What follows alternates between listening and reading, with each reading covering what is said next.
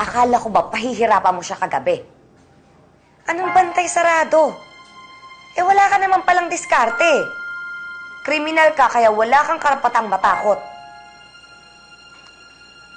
Sigurado ako na si Benedict yung dahilan kaya pinoprotektahan yan eh. Ginagamit na naman niya yung kapit niya. Basta sundin mo na lang yung usapan natin. Pahirapan mo siya. Gumawa ka ng paraan para matakot siya. Bahala ka na kahit ano. Magbabayad ako, oo. Sige na.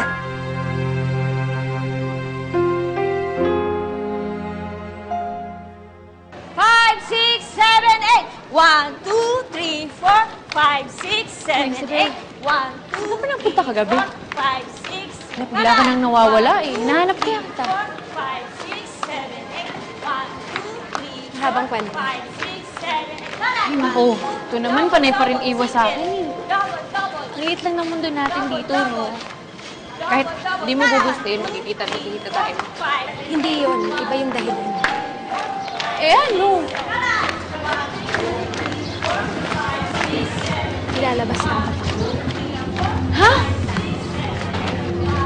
Tatakas ka, no?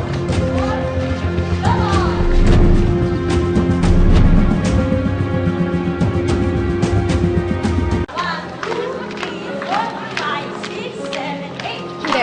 Hindi ako tatakas. Hindi ko gagawin yun. Hindi ko tatakasan ang problema ko. Alam ko yung kortado mo. Ibigay ka dun. Hindi mo makakayanin. Kakayanin ko kung kailangan. Kakayanin. Titiisin. Kumpara mo nga yung selda mo sa pinagsisisika namin. Saka mo sabihin sa akin ang titiis ko. Klase rin niya, may yabang mo. Ang bago-bago mo dito, hastang Diyos ka na. Alam mo, wala akong ginagawa sa'yo. Wala akong utang na loob sa'yo. Kapag nakalabas ako dito, tatahimik ako. Swerte mo namang yan. Pero sa ngayon, nandito ka sa loob. Nandito ka sa territory. Hindi ako sa'yo. Maglagay ka na ng mata sa loob mo para... Hoy, kayo! Susunod ba kayo o gagawin ninyo ito maghapon?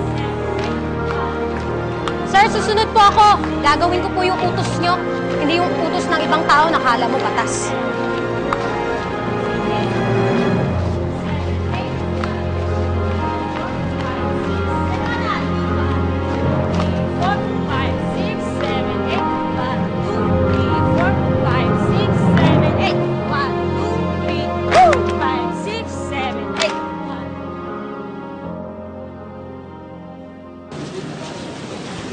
No, Jasmine, kompleto na itong pagkain ni Isabel.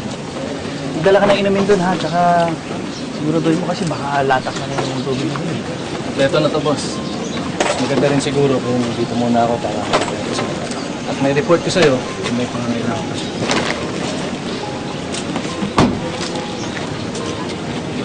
Nasa loob ka na, ha? Reward. Itatapon na lang din sa kanila. Marami to, boss. Baka naman na mabusin. Pera lang. Madali mapangit. Importante yung alam mo yung protektado siya sa isa.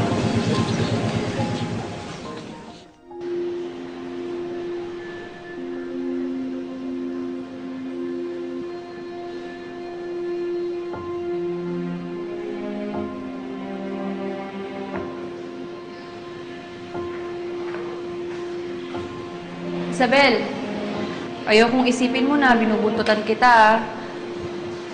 Sawang-sawa na kasi ako maglinis ng banyo, eh. Kaya anong narinig ko na may i-renovate na selda, nagpisinta ako agad. Sayang din kasi.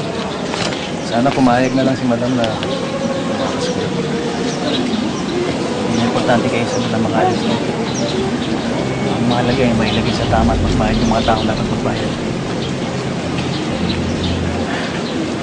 Gusto nyo, yun ang susuporta. Bibigay. Tama na lang. Galing ko na ba?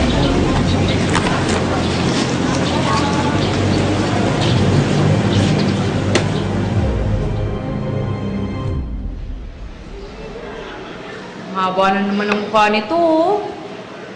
Alam mo, ako na nga dyan. Ako natatapos dyan. Tapos ikaw naman yung matulog sa tarima natin.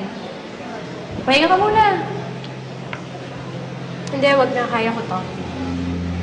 Medyo sumasakit lang yung ulo ko sa amoy ng pintura.